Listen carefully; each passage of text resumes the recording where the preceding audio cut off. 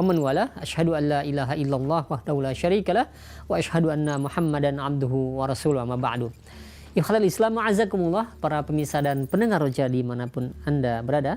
Beberapa saat lagi kami akan hadirkan ke ruang dengar Anda dan ke layar kaca Anda kajian yang kami pancarluaskan dari Masjid Al-Barkah, Jalan Pahlawan, Kampung Tengah, Cilengsi, atau Komplek Radio Roja, yang mudah-mudahan kita bisa mengambil faedahnya.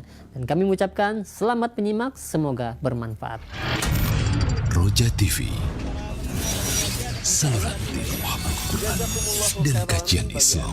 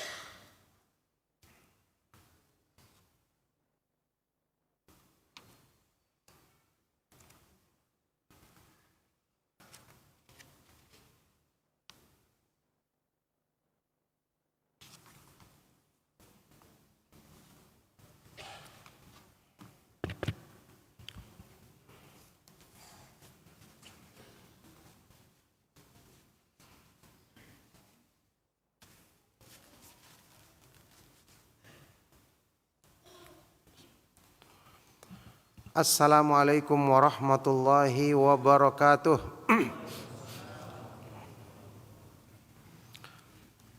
Innal hamdalillah nahmaduhu wa nasta'inuhu wa nastaghfiruh wa na'udzu billahi min syururi anfusina wa min sayyiati a'malina.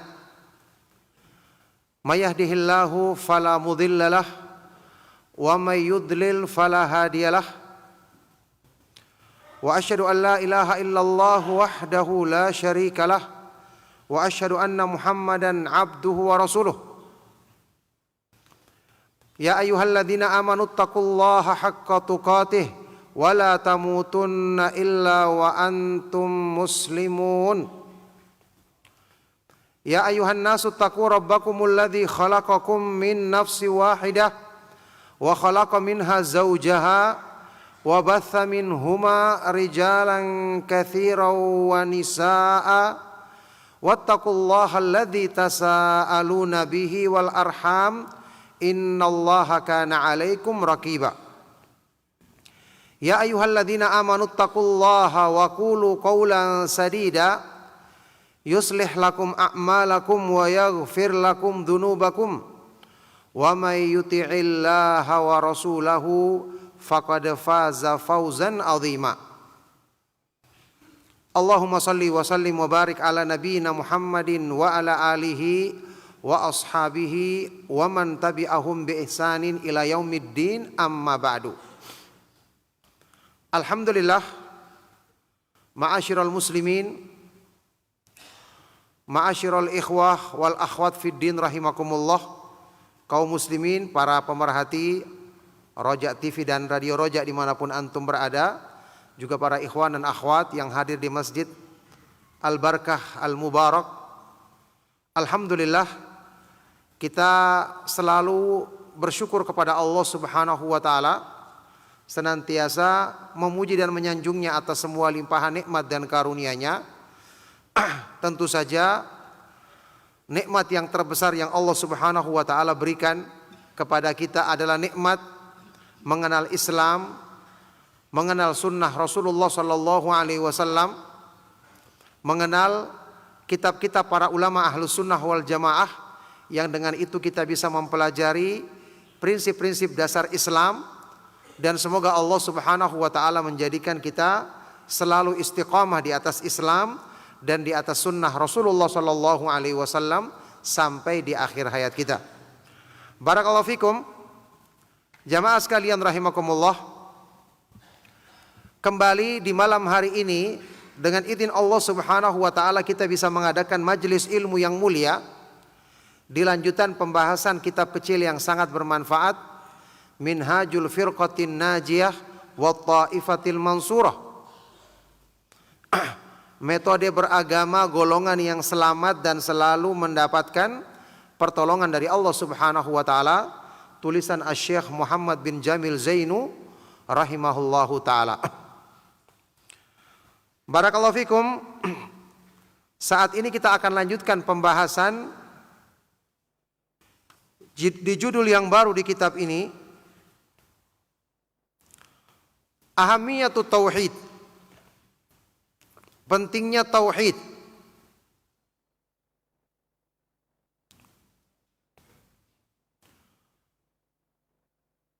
Baik, jadi kita ketahui para ulama ahlus sunnah wal jamaah ketika membahas di kitab-kitab akidah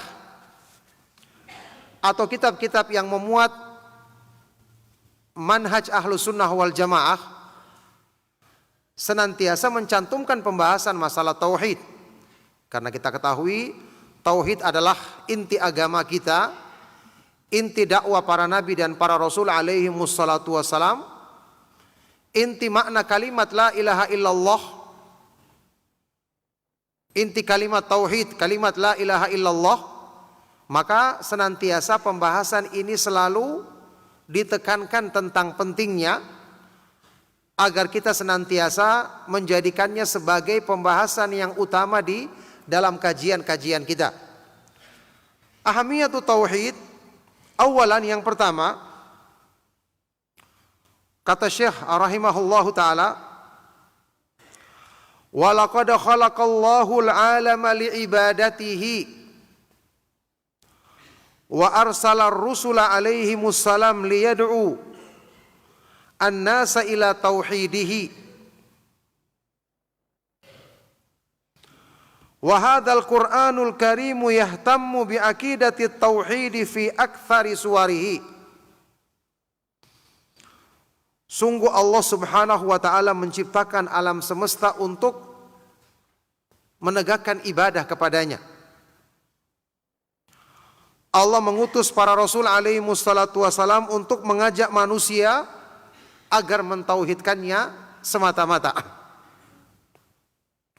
Kita ketahui bersama, Allah Subhanahu wa taala berfirman, "Wa ma khalaqatul jinna wal insa illa liya'budun."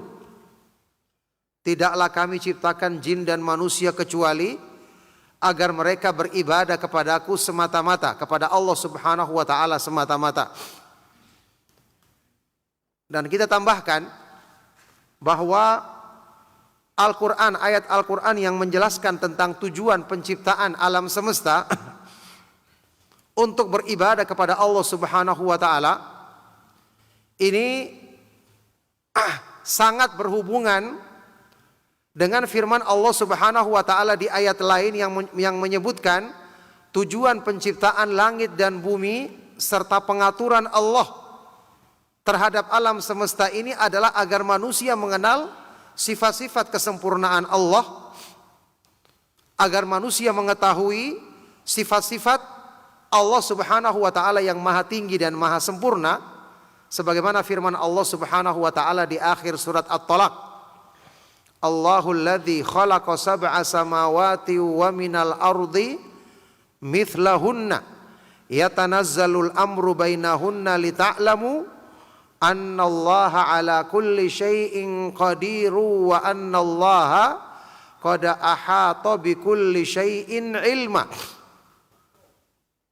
Allah Subhanahu wa taala dialah yang menciptakan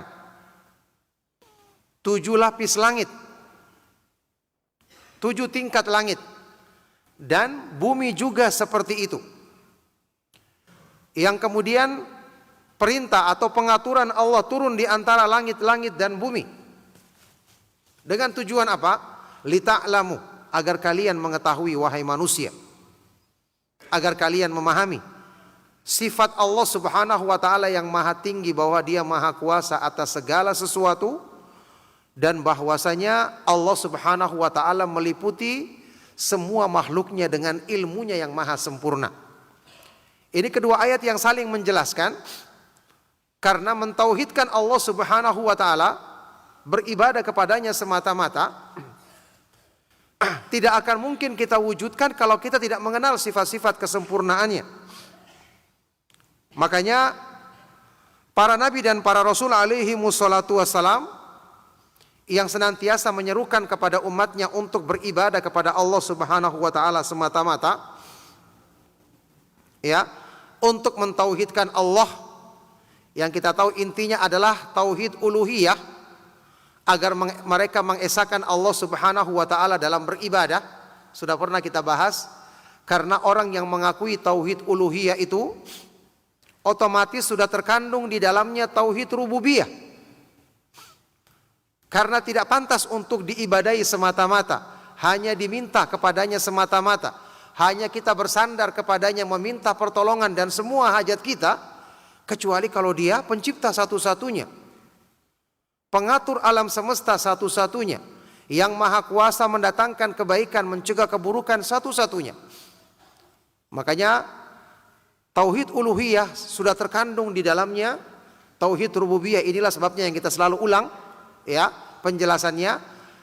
Makna kalimat la ilaha illallah adalah makna uluhiyah, la ma'buda bihaqqin, atau la ma'buda haqqun illallah. Tidak ada sembahan yang benar selain Allah, tidak ada yang pantas diibadahi dengan benar selain Allah Subhanahu wa taala semata-mata. Sementara orang yang memaknakannya dengan rububiyah, maka ini belum mencukupi, karena rububiyah masih mengandung konsekuensi uluhiyah, ya.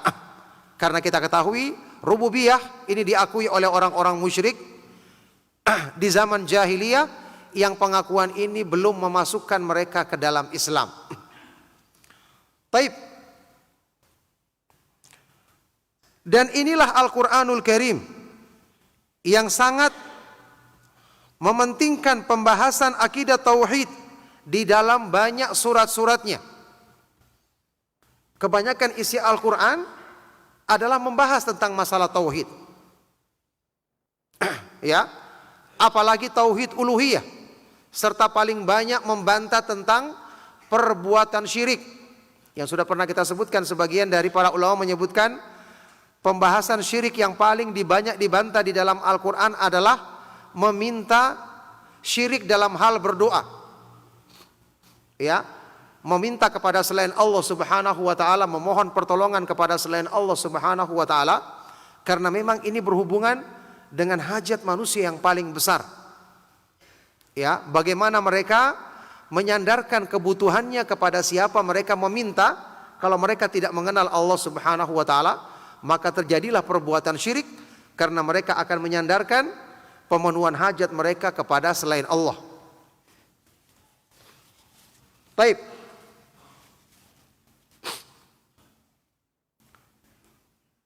Wa yubayyinu dharara syirki 'alal fardi wal jamaah.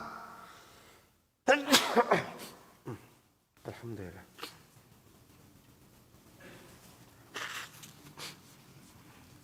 Dan inilah Al-Quran yang menjelaskan buruknya perbuatan syirik baik bagi perorangan maupun kelompok, ya, baik bagi individu maupun masyarakat. Wa huwa sababul halaki fid dunya wal khuludi fi naril akhirah. Kesyirikan merupakan sebab kebinasaan di dunia dan sebab kekalnya di dalam adab neraka jahanam di akhirat nanti. Ya, karena perbuatan syirik tentu saja menjadikan binasa semua amal-amal yang dilakukan oleh seseorang, naudzubillahi min dzalik. Walau asyraku la habita anhum ma kanu ya'malun. Kalau mereka melakukan perbuatan syirik, maka sungguh-sungguh akan gugur dan binasa semua amal-amal yang mereka kerjakan. Baik.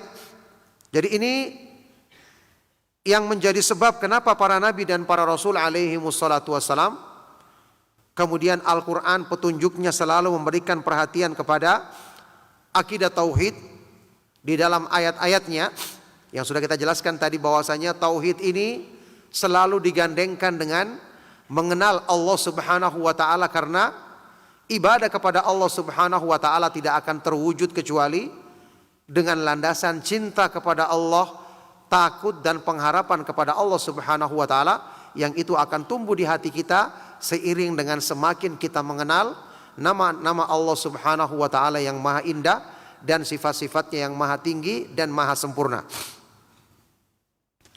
Baik, thanian, yang kedua.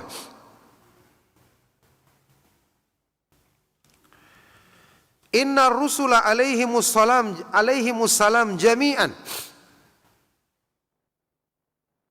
bada'u da'watahum ila tauhidil ladzi amarahumullahu bitablighihi linnas. Sesungguhnya para rasul alaihi wassalatu wassalam semua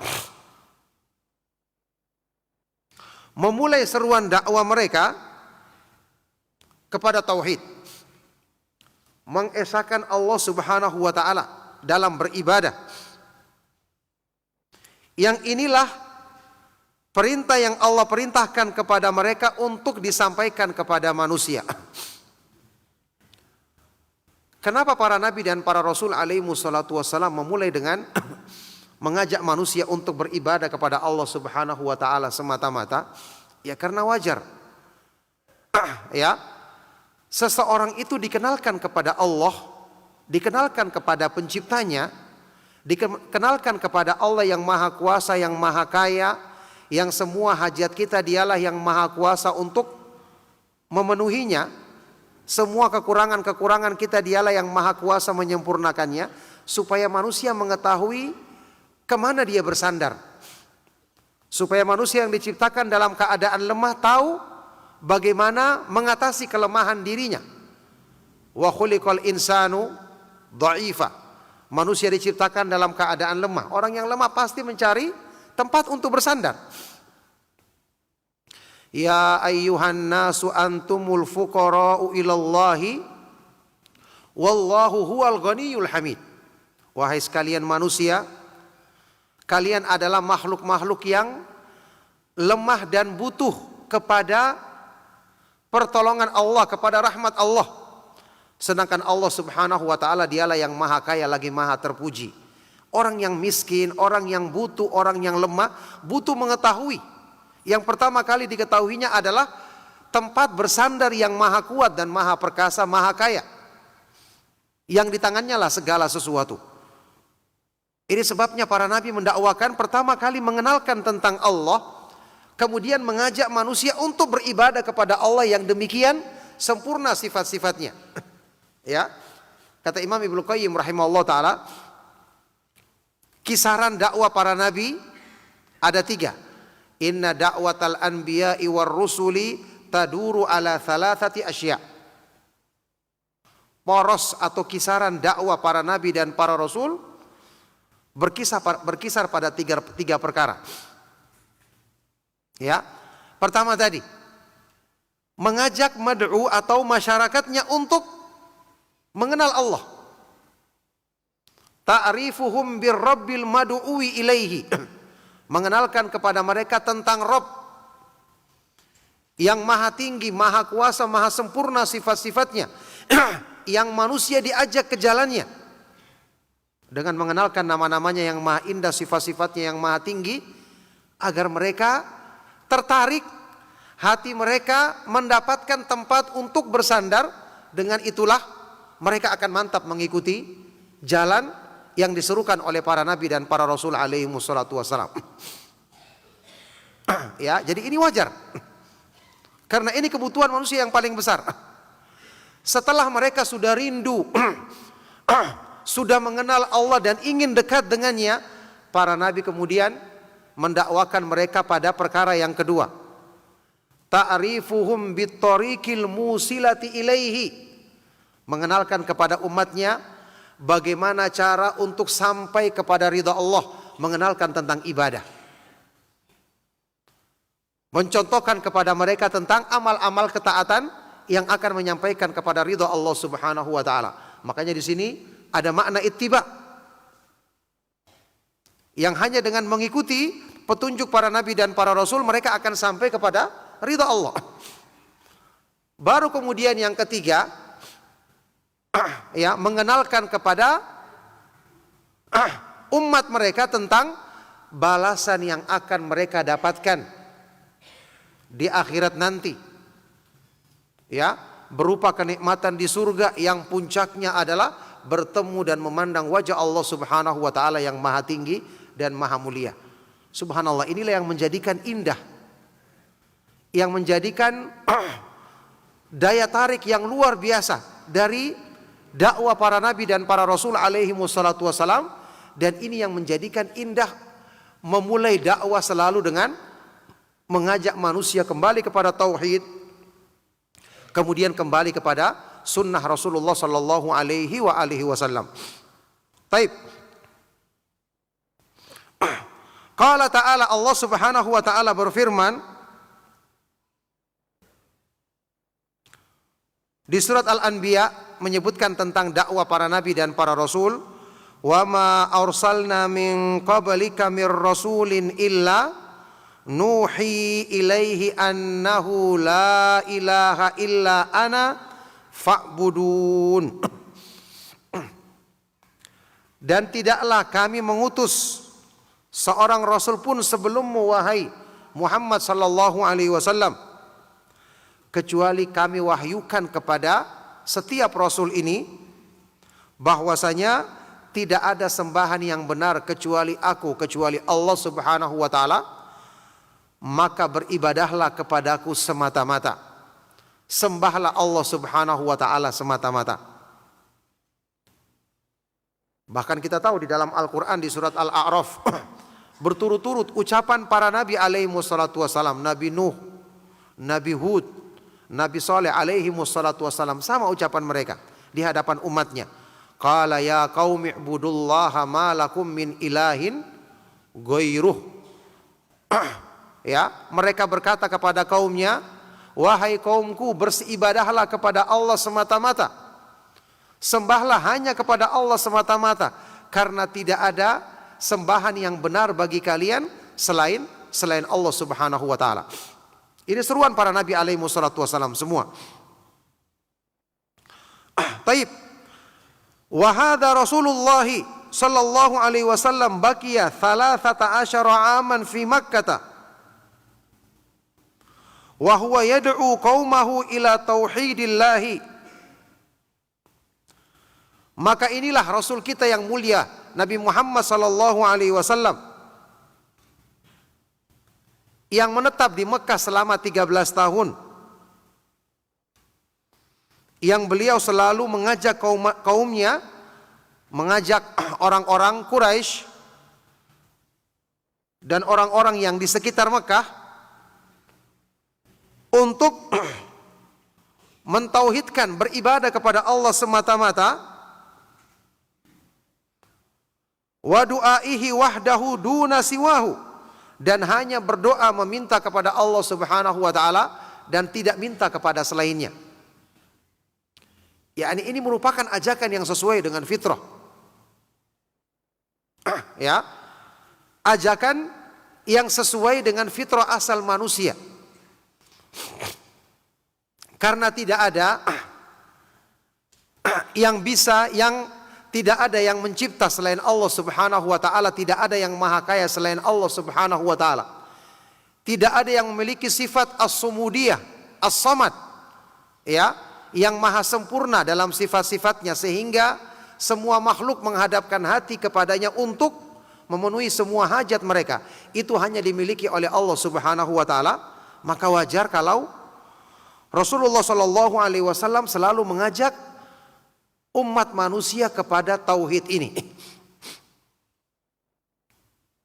Wa kana fima anzalallahu alaihi, dan termasuk surat atau ayat yang Allah Subhanahu wa taala turunkan kepada Nabi Muhammad sallallahu alaihi wasallam di surat Al-Jin.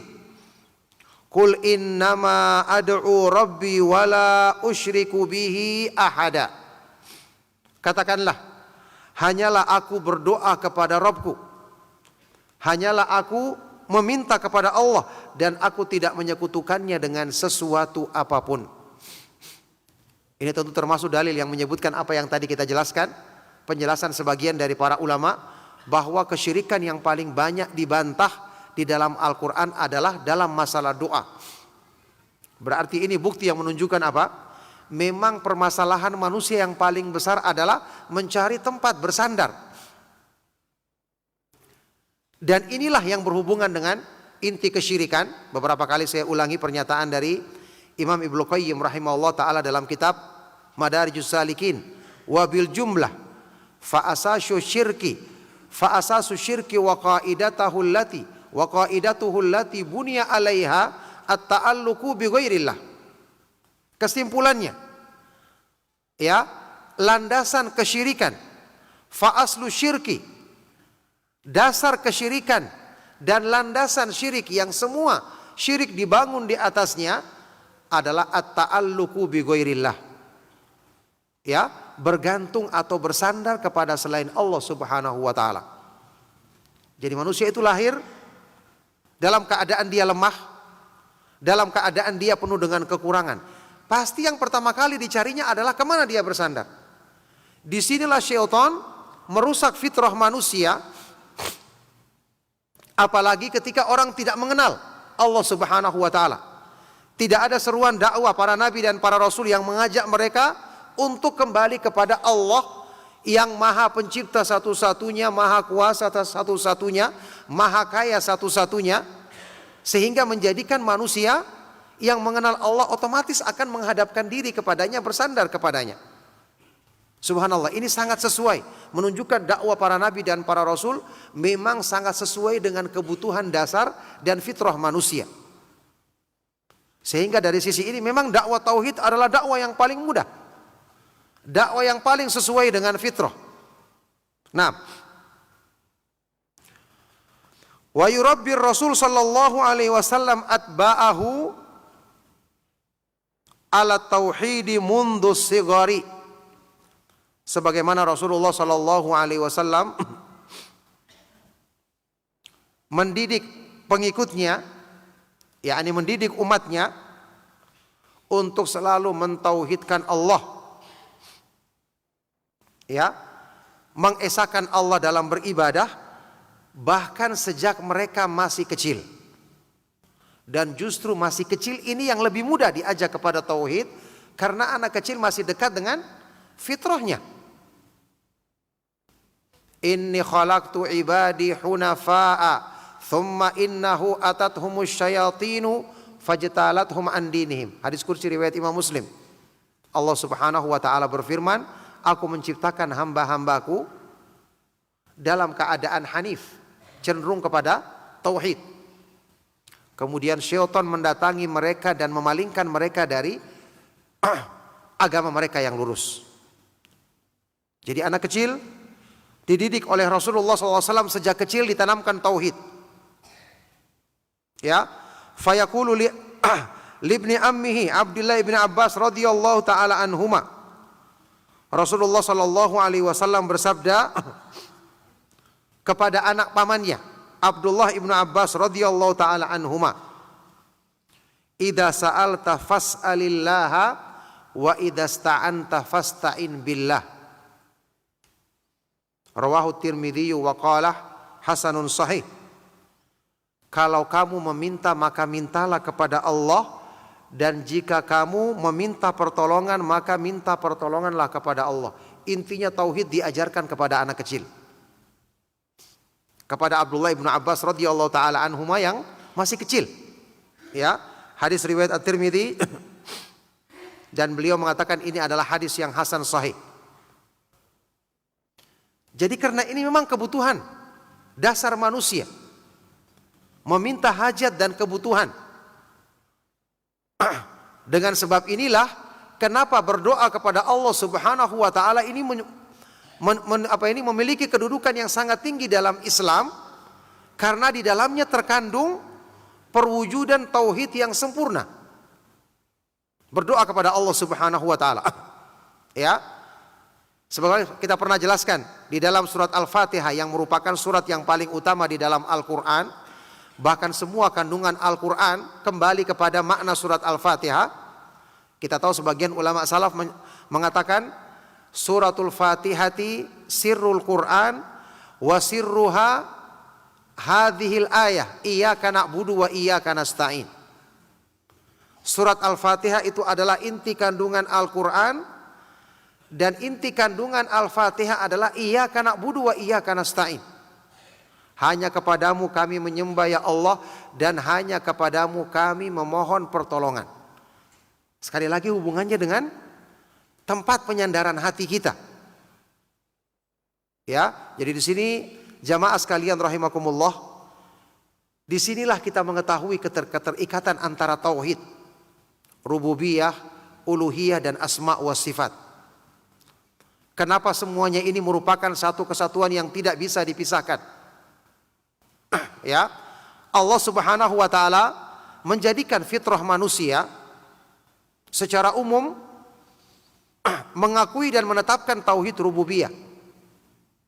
Meskipun ini belum cukup untuk memasukkan mereka ke dalam Islam, karena masih ada kelaziman atau konsekuensi yang harus dipenuhi, tetapi ini kan sudah merupakan kecenderungan hati yang menjadikan ketika dakwah tauhid tersebut disampaikan dengan benar dan menyentuh hati orang yang masih baik fitrahnya, insya Allah dia akan mudah menerima. Dan setelah dia menerima tauhid, dengan mudah dia akan menerima hukum-hukum dan syariat-syariat Islam lainnya, perkara-perkara dalam syariat Islam lainnya. Maka memang memulai dengan tauhid dan selalu mengulang-ulang pelajaran tauhid ini adalah perkara yang paling bermanfaat untuk menguatkan keimanan dan menjadikan seseorang selalu semangat dalam beribadah kepada Allah Subhanahu wa taala. Jamaah sekalian rahimakumullah, ya, kan kita tahu keimanan yang benar menjadikan seseorang itu beribadah dengan nikmat, menjadikan seseorang itu merasakan manisnya iman. Dan sudah pernah kita jelaskan, kenikmatan dan kelezatan itu mengikuti rasa cinta kita kepada Allah. Ini kaidah yang dijelaskan oleh Imam Ibnu Qayyim dalam kitab Al-Fawaid. Al-ladzatu tabi'atun lil mahabbah. Kelezatan atau kenikmatan itu mengikuti rasa cinta. Kenapa kita harus mengenal Allah? Kenapa kita harus memahami kesempurnaan, kemahatinggian nama-nama dan sifat-sifatnya? Karena itu yang akan menggerakkan hati kita untuk semakin mencintai Allah setelah sudah ada bibitnya kecintaan kepada Allah di hati kita. Ya, bagaimanapun fitrah manusia tidak akan mungkin bisa berdiri sendiri tanpa ada petunjuk yang Allah turunkan kepada para nabi dan para rasul alaihi wassalatu wassalam. Ya, Al-Quran jelas. Hadis-hadis yang sahih lebih memerinci kemahaindahan dan kemahatinggian nama-nama dan sifat-sifat Allah, yang dengan ini kita akan semakin mencintai Allah, semakin belajar Al-Quran, semakin belajar sunnah, kita akan semakin mencintai Allah. Setelah kecintaan kita kepada Allah semakin kuat, kita akan merasakan nikmatnya ibadah. Sehingga orang-orang yang mencintai Allah tidak perlu lagi dipaksa beribadah, mereka akan mencarinya dengan sendiri. Ingat sabda Rasulullah SAW tentang salat, wa ju'ilat qurratu aini fis salati, dijadikan kesejukan hatiku, penghibur bagi jiwaku ketika aku melaksanakan salat.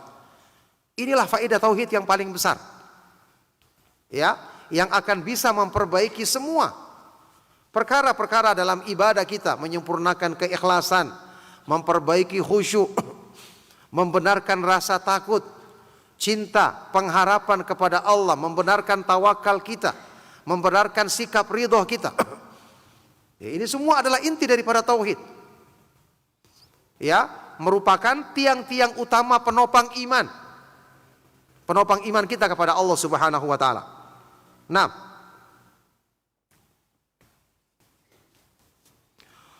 wa huwa tauhidu wa hadha tauhidu huwa haqiqatu dinil Islam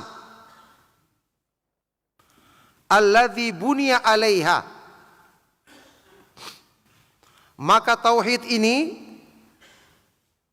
dialah yang merupakan hakikat agama Islam, yang agama Islam dibangun di atasnya. Jadi tauhid kedudukannya seperti pondasi. Ya, bangunan Islam, kekuatan dan kekokohannya tergantung dari kuatnya pondasi. Kita ketahui ini berlaku untuk perkara yang kita saksikan dalam kehidupan kita. Kokohnya satu bangunan tergantung dari kuatnya pondasi. Allah Subhanahu wa taala berfirman di dalam Al-Qur'an di surat At-Taubah, afaman assasa bunyanahu ala taqwa minallahi wa ridwanin khairun amman assasa bunyanahu ala syafa jurufin harin fanharo bihi fi nari jahannam. Apakah orang yang membangun, menjadikan pondasi bangunannya di atas ketakwaan kepada Allah dan keridhaannya lebih baik? Jelas ini maksudnya pertanyaan yang mengandung penegasan. Ya, pasti orang yang menjadikan pondasi bangunannya di atas ketakwaan dan keridhaan Allah lebih baik dibandingkan orang yang assasa bunyanahu, menjadikan pondasi bangunannya di atas tepi jurang keruntuhan yang akan runtuh bersamanya di dalam neraka jahanam. yakni tauhid, kalau kuat di hati kita, dia akan seperti pondasi yang kuat. Guncangan-guncangan fitnah, apalagi di akhir zaman, godaan-godaan yang banyak. Ketika bangunan diterpa gempa, kalau kuat pondasinya, dia akan kuat bertahan. Kalaupun ada yang rusak, ya, mungkin bagian-bagian pojok sedikit gampang diperbaiki. Tapi kalau bangunannya lemah pondasinya, guncangan sedikit apalagi yang besar akan meruntuhkan semua. Masya Allah, tauhid adalah sumber istiqomah. Ya, tauhid yang merasuk di hati. Seseorang yang merasakan nikmatnya beribadah ini adalah sebaik-baik sebab yang menjadikan hamba istiqomah. Karena orang yang telah merasakan manisnya iman, tidak ada satupun yang bisa mengalahkan nikmat ini untuk kemudian dia mau menggantinya. Kita ingat yang disebutkan di dalam Sahih Bukhari tentang rahasia istiqomah para sahabat. Dalam Sahih Bukhari, ya, dari pernyataan Raja Romawi Herakl yang kemudian dibenarkan oleh Nabi SAW, kadzalikal imanu hina tukhalitu basyashatuhul qulub. Memang seperti itu keadaan atau gambaran iman ketika kemanisan atau kenikmatan iman itu telah merasuk dan bercampur di dalam hati manusia. Subhanallah, inilah justru makna istiqomah yang sesungguhnya. Sesuatu yang kita telah rasakan di hati kita, nikmatnya paling besar, sehingga ditawarkan atau ingin diganti dengan apapun, maka kita tidak mau. Kita akan menolaknya. Dan ini hanya dirasakan oleh orang-orang yang keimanan Tauhid telah benar-benar menancap kuat di dalam hatinya, dan ini yang dirasakan oleh generasi yang terbaik umat ini, para sahabat radhiyallahu taala anhum ajmain, sehingga tidak ada seorang pun di antara mereka yang murtad meninggalkan agamanya sewaktu mereka berjuang memperjuangkan Islam bersama Rasulullah sallallahu alaihi wasallam. Taib. Walladzi la yaqbalullahu min ahadin siwahu, yang Allah Subhanahu wa taala tidak akan menerima dari seorang pun selain dari tauhid. Ya. Tidak ada seorang pun yang akan datang menghadap Allah Subhanahu wa taala diterima atau mendapatkan keridhaannya kecuali ketika dia datang membawa tauhid, membawa keyakinan yang benar ini. Ya, oleh karena itu ikhwan dan akhwat fiddin rahimakumullah, ya, memang tauhid merupakan perkara yang paling pertama kita usahakan, kemudian selalu kita perhatikan sepanjang hidup kita dan menjadi penutup hidup kita. Dua kalimat syahadat, ya, yang kedua-duanya mengandung makna tauhid, tauhidul ibadah dan tauhidul mutaba'ah, seperti istilah Imam Ibnu Qayyim rahimahullah taala sewaktu menyebutkan definisi jalan yang lurus, mentauhidkan Allah dalam beribadah semata-mata kepadanya dan tidak melakukan perbuatan syirik, kemudian hanya mengikuti petunjuk Nabi Muhammad sallallahu alaihi wasallam satu-satunya dan tidak melakukan perbuatan bid'ah. Ini tauhid yang merupakan kesimpulan dari semua perkara-perkara yang paling utama dalam agama kita. Inilah yang harusnya menjadi penutup hidup kita, ya, dan pertama kali menjadi pertanyaan penguji keimanan kita di akhirat, pertanyaan malaikat Munkar dan Nakir di dalam kuburan kita, bahkan pertanyaan yang akan diajukan kepada semua manusia. Allah Subhanahu wa taala berfirman, "Fa wa rabbika lanas'alannahum ajma'in amma kanu ya'malun." Sungguh demi Rabbmu, demi Allah, kami akan benar-benar menanyakan kepada semua manusia tentang apa yang mereka amalkan di dunia. Sebagian ulama salaf ketika menafsirkan ayat ini berkata, kalimatani yus'alu anhumal awwaluna wal akhirun.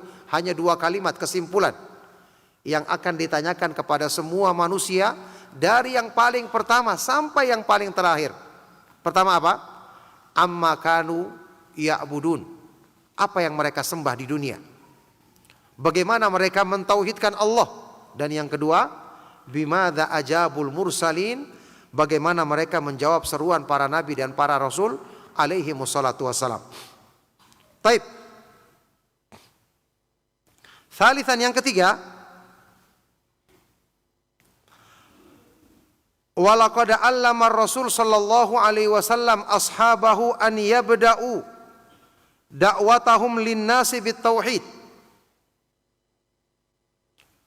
Sungguh Rasulullah sallallahu alaihi wasallam telah mengajarkan kepada para sahabat radhiyallahu taala anhum ajmain untuk memulai dakwah mereka kepada manusia dengan tauhid. Ya, para sahabat radhiyallahu taala anhum ajmain yang telah dididik sekian lama oleh Rasulullah sallallahu alaihi wasallam, tetap beliau tekankan kepada mereka memulai dakwah dengan tauhid. Faqala li Mu'adzin radhiyallahu taala anhu hina ma arsalahu ilal Yaman.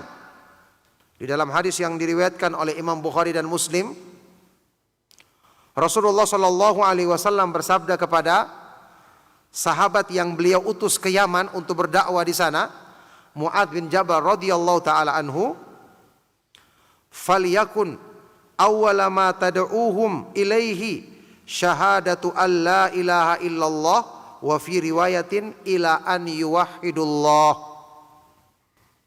Maka jadikanlah yang pertama kali engkau serukan kepada mereka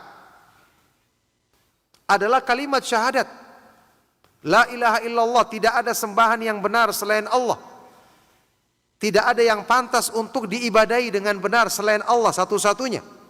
Dalam riwayat lain, Jadikanlah yang pertama kali seruan dakwah yang engkau sampaikan kepada mereka agar mereka mentauhidkan Allah, beribadah hanya kepadanya dan tidak menyekutukannya. Ini Rasulullah sallallahu alaihi wasallam, dan inilah metode dakwah para sahabat yang kemudian mereka praktekkan sesuai dengan perintah Nabi Muhammad sallallahu alaihi wasallam. Ingat firman Allah Subhanahu wa taala dalam Al-Qur'an di surat Yusuf. Allah Subhanahu wa taala berfirman tentang jalan Rasulullah sallallahu alaihi wasallam dan jalan orang-orang yang setia mengikuti petunjuk beliau. Qul hadhihi sabili ad'u ilallahi ala basiratin ana wa manittaba'ani wa subhanallahi wa ma ana minal musyrikin. Katakanlah, inilah jalanku. Ini jalan Rasulullah sallallahu alaihi wasallam.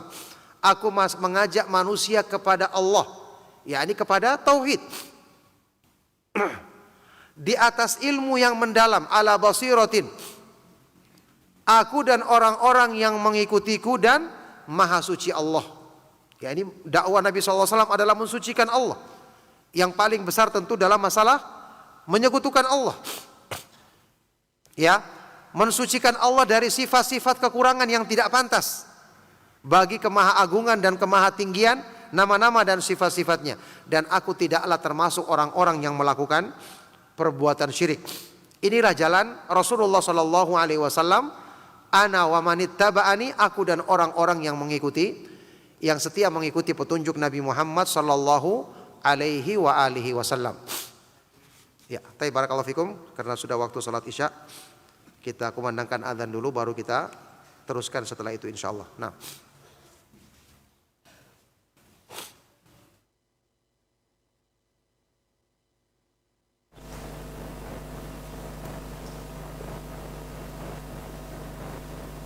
Allahu Akbar, Allahu Akbar, Allahu Akbar, Allahu Akbar. Asyhadu an la ilaha illallah. Asyhadu an la ilaha illallah.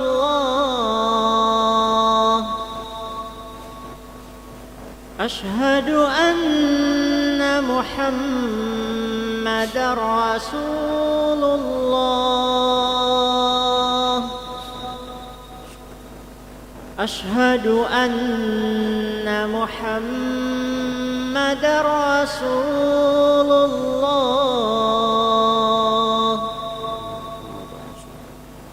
Hayya 'alas salah.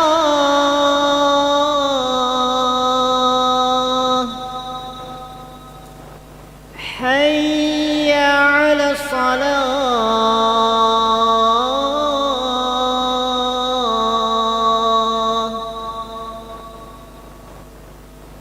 Hayya 'alal falah.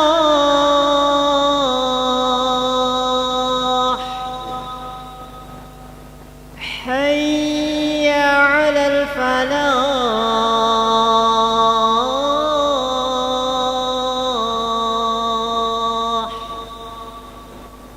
Allahu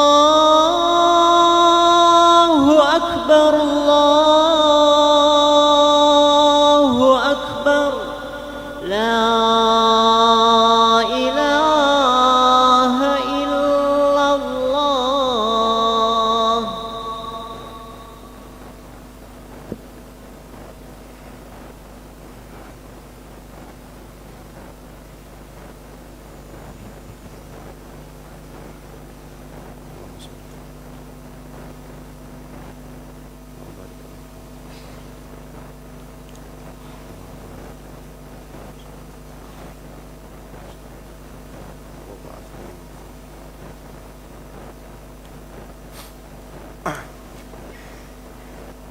baik, barakallahu fikum.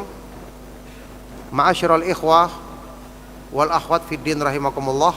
Ya, kaum muslimin, para pemerhati Roja TV dan Radio Roja dimanapun antum berada, juga ikhwan dan akhwat yang hadir di Masjid Al-Barkah, hafizakumullah. Rabi'an yang keempat, kata Syekh Muhammad bin Jamil Zain rahimahullah ta'ala, inna tauhida yatamathalu fi syahadati la ilaha illallah wa Muhammadin Rasulullah wa Muhammadun Rasulullah. Sesungguhnya tauhid itu ya terwujud dalam dua kalimat syahadat, la ilaha illallah dan Muhammadun Rasulullah. Yakni tauhid bukan cuma kalimat la ilaha illallah saja, karena kedua-duanya saling bergandengan. Kita tidak boleh beribadah kecuali hanya kepada Allah semata-mata, dan tidak boleh kita mengamalkan ibadah kecuali sesuai dengan petunjuk Nabi Muhammad SAW semata-mata. Ya, wa maknaha, kata beliau, maknanya adalah la ma'buda bihaqqin illallah, tidak ada sembahan yang benar kecuali Allah, wala ibadata illa ma jaa bihi Rasulullah,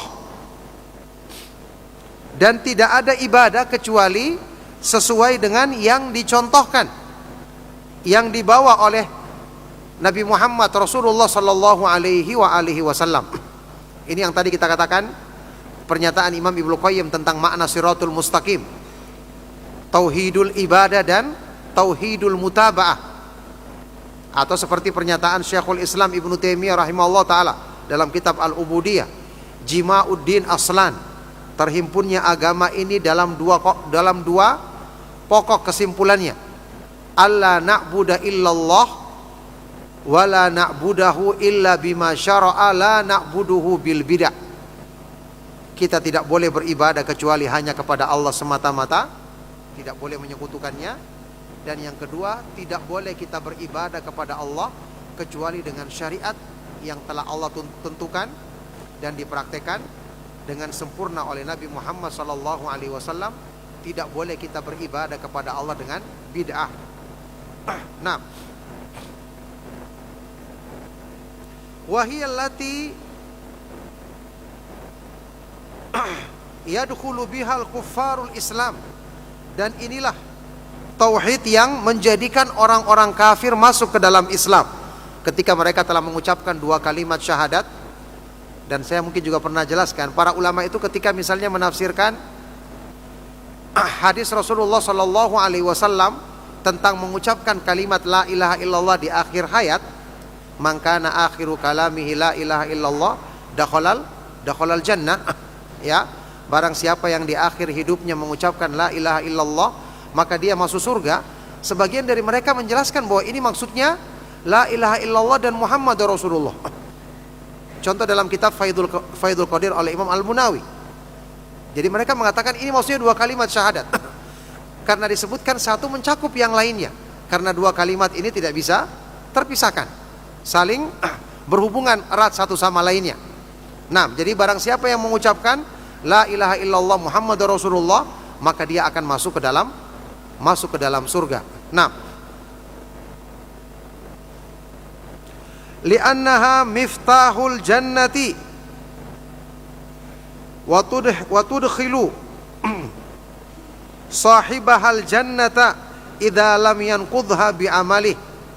Karena inilah yang menjadi kunci surga, yang akan menjadikan orang yang mengucapkannya masuk ke dalam surga dengan izin Allah Subhanahu wa taala, selama dia tidak membatalkan dengan amal-amal yang bertentangan dengan makna tauhid tersebut. Jadi ini ya menunjukkan kepada kita tentang pentingnya berpegang teguh dengan dua kalimat syahadat, yang ini juga merupakan sebab utama yang menjadikan teguhnya hati orang yang beriman, yang Allah jadikan sebab dengan ini dia akan dikuatkan keimanannya dalam kehidupan di dunia dan di akhirat nanti. Allah Subhanahu wa taala berfirman, yuthabbitullahu alladhina amanu bil qawli tsabiti fil hayatid dunya wa fil akhirah. Allah akan meneguhkan hati orang yang beriman dengan ucapan yang teguh dalam kehidupan di dunia dan di akhirat nanti. Dan sudah kita tahu dalam hadis riwayat Bukhari dan Muslim, Rasulullah Shallallahu Alaihi Wasallam yang menafsirkan makna al-qaulu tsabit, ucapan yang teguh di ayat ini dengan dua kalimat syahadat yang dipahami dan diamalkan dengan benar. Barakallahu fikum. Jamaah sekalian rahimakumullah, cukup sampai di sini insyaallah kajian kita di kesempatan malam hari ini.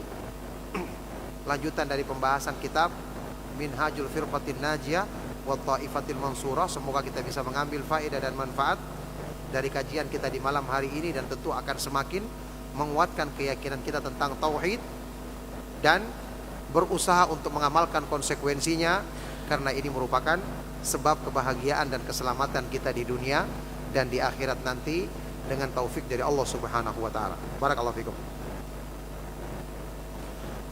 Baik, sebelum kita akhiri kajian, kita jawab beberapa pertanyaan yang sampai.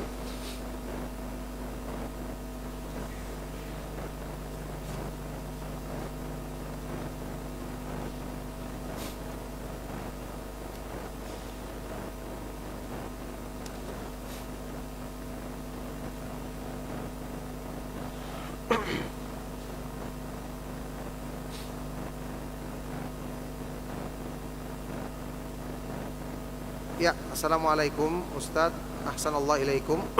Amin wa iyyakum. Waalaikumsalam warahmatullah. Mohon bantu kami untuk lebih memahami hubungan antara rezeki, ikhtiar, tawakal dan takwa. Kami sering khawatir akan kekurangan rezeki sehingga suka cemas berlebihan. Ya, barakallahu fiik. Semoga Allah Subhanahu wa taala senantiasa menguatkan kita di atas pemahaman Islam yang benar, menyempurnakan tauhid dan tawakal kita serta ketakwaan kita kepada Allah Subhanahu wa taala. Ya, hubungan antara rezeki, ikhtiar, tawakal dan takwa.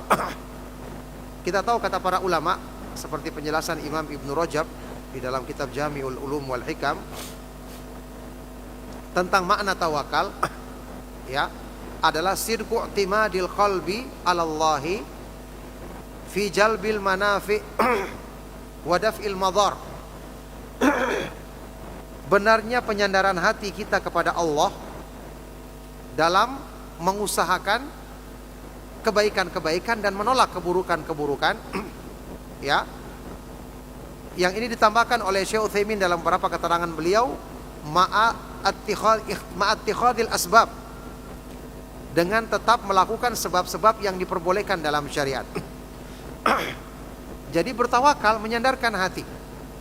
Ketika ada hal-hal yang Allah bolehkan dalam syariat, kita mengambilnya, maka ini termasuk bagian dari tawakal. Ya, kita tahu para ulama ketika menjelaskan makna tawakal seperti yang disebutkan di dalam hadis yang sahih yang diriwayatkan dalam Sunan At-Tirmidzi, juga dalam Mustadrak Al-Hakim dinyatakan sahih oleh Al-Hakim dan disepakati oleh Az-Zahabi, tentang tawakalnya burung yang di hadis yang terkenal. Ya, kata Rasulullah SAW, "Lau kuntum tatawakkaluna 'ala Allahi haqqa tawakkulihi la razaqakum kama turzaqut tayru tagdu khimasan wa taruhu bitanan." Kalau seandainya kalian bertawakal kepada Allah dengan tawakal yang sebenarnya, ini berarti tawakal yang benar-benar sejati, maka Allah akan memberikan rezeki kepadamu sebagaimana burung yang diberikan rezeki, dia keluar dari sarangnya di pagi hari dalam keadaan kosong perutnya, sore hari dia pulang dalam keadaan penuh perutnya. Padahal burung tidak punya kemampuan, keahlian apa-apa selain terbang, dan yakni Allah jadikan fitrahnya dia menangkap mangsa atau mencari mangsa, mencari makanan. Ya, jadi tawakal seperti itu keadaannya. Makanya termasuk perkara yang berhubungan dengan sebab yang akan memudahkan rezeki dari Allah Subhanahu wa taala, rezeki yang halal. Yang ini akan membenarkan iman dan takwa kita adalah kita selalu bersangka baik kepada Allah. Ya, kita selalu menyandarkan hati kita yang benar kepada Allah. Bahkan tawakal itu sendiri Allah jadikan sebagai sebab untuk mendapatkan kecukupan darinya. Wa may yatawakkal 'alallahi fahuwa hasbuh. Barang siapa yang bertawakal kepada Allah, maka Allah akan mencukupinya. Oleh karena itu, ini diantara faedah kita selalu belajar tauhid, selalu belajar mengenal kemahatinggian nama-nama dan sifat-sifat Allah, supaya perasaan cemas ini tidak akan datang lagi. Kita yakin Allah Subhanahu wa ta'ala yang menjanjikan, dan Allah tidak mungkin mengingkari janjinya. Kita yakin Allah maha sempurna rahmatnya, Allah maha baik, Al-Muhsin, Al-Wahhab, maha pemberi karunia, Ar-Razzaq, maha pemberi rezeki. Ya. Dan kemudian kenapa seseorang itu justru merasa khawatir dan cemas tentang masalah rezeki dalam urusan dunia, padahal orang kafir saja dikasih, binatang saja dikasih. Yang harusnya kita khawatirkan adalah penjagaan agama kita. Seharusnya justru yang paling kita kejar adalah rezeki dari Allah yang bersifat khusus, yaitu keimanan, istiqomah di atas Islam dan sunnah. Rezeki untuk mendapatkan, meraih ketakwaan, memperbaiki keimanan, membenarkan tauhid kita. Ini rezeki yang harusnya kita harus sungguh-sungguh minta kepada Allah Subhanahu wa ta'ala, karena inilah rezeki yang Allah khususkan bagi hamba-hamba yang dipilihnya. Apakah sulitnya istiqomah pertanda lemahnya tauhid seseorang, atau ada hal lain, atau bagaimana caranya agar selalu istiqomah? Kebaikan-kebaikan itu Allah mudahkan bagi hambanya selama hamba itu sungguh-sungguh dalam meminta, dalam serius dalam berusaha untuk mendapatkannya. Allah Subhanahu wa ta'ala berfirman, "Iya'lamillahu fi qulubikum khairan yu'tikum khairan." Kalau Allah mengetahui dalam hatimu ada kebaikan, Allah berikan kebaikan untukmu. Kata Imam Ibnu Qayyim rahimahullah ta'ala, ya, ala qadri niyatil abdi wa ragbatihi wa muradihi yakunu taufiqu minallahi lahu wa i'anatuhu alaih. Sesuai dengan niat, semangat, keinginan seorang hamba, kesungguhannya dalam mengusahakan kebaikan, sesuai dengan itulah Allah berikan taufik dan pertolongan kepadanya. Termasuk masalah istiqomah. Kalau kita sungguh-sungguh minta, sungguh-sungguh kita pelajari dan usahakan sebab-sebabnya, maka Allah akan berikan kepada kita sesuai dengan kadar kesungguhan dan perjuangan kita. Bagaimana cara agar tauhid di hati kita tetap kokoh? Cara yang paling pertama dan utama adalah minta dan berdoa kepada Allah. Kemudian belajar tentang tauhid sebagaimana yang diterangkan oleh para ulama kita. Ada kitab tauhid, ya, ada kitab Kasyfus Syubhat, ada kitab Al-Aqidatul Wasithiyah, Aqidatul Tahawiyah. Masya Allah, kitab-kitab para ulama yang menjelaskan masalah ini perlu kita pelajari, perlu kita utamakan. Karena dengan izin Allah ini menjadi sebab untuk menguatkan akidah dan keyakinan kita. Tentu Al-Quran dan sunnah Rasulullah SAW dipenuhi dengan penjelasan tentang masalah tauhid. Cuma kita perlu pelajari, perlu kita pahami kandungan maknanya dengan pemahaman yang benar. Maka melalui kitab-kitab para ulama yang membahas masalah ini, kita bisa mempelajari petunjuk tersebut untuk menguatkan atau menjadi sebab yang menguatkan tauhid di hati kita. Bagaimana cara meyakinkan kepada ibu terkait tentang rezeki dan dia masih bergantung sama orang lain? Ya, kita hanya bisa menjelaskannya. Kita terangkan kepada dia dan kita yakini fitrahnya semua manusia, apalagi orang yang muslim, dia masih ada fitrah kecenderungan kepada tauhid. Terangkan kepada dia tentang masalah rezeki, Allah adalah Ar-Razzaq. Ya, terangkan kepada dia bahwasanya apapun yang diusahakan manusia atau kebaikan yang kita inginkan dari manusia, kalau Allah tidak mengizinkannya maka kita tidak akan dapat. Suruh dia bersandar kepada Allah Subhanahu wa ta'ala semata-mata. Yang ini di samping akan menyempurnakan tauhidnya, juga menjadi sebab kemudahan Allah Subhanahu wa ta'ala berikan apa yang dibutuhkan oleh hamba tersebut.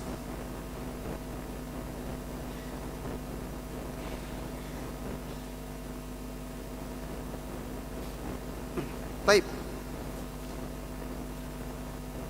Apakah tidak kuat dalam ujian serta putus asa kemudian mengambil jalan pintas termasuk lemahnya tauhid? Pasti. Ini lemahnya tauhid dan lemahnya iman. Ya, Padahal orang berputus asa, kemudian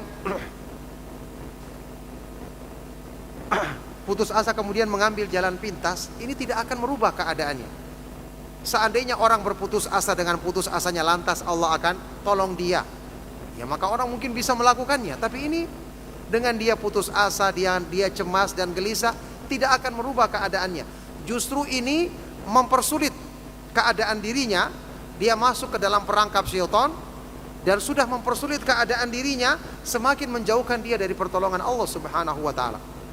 Kita tahu orang yang menghadapi cobaan dia bersabar, ya. Dengan kesabaran itu Allah Subhanahu wa taala jadikan ringan musibahnya. Dengan kesabaran Allah Subhanahu wa taala jadikan dia mendapatkan pahala, bahkan mendapatkan sifat sabar yang merupakan pemberian, termasuk pemberian yang Allah Subhanahu wa taala, pemberian terbaik yang Allah berikan kepada hambanya. Apa kata Rasulullah SAW tentang sabar?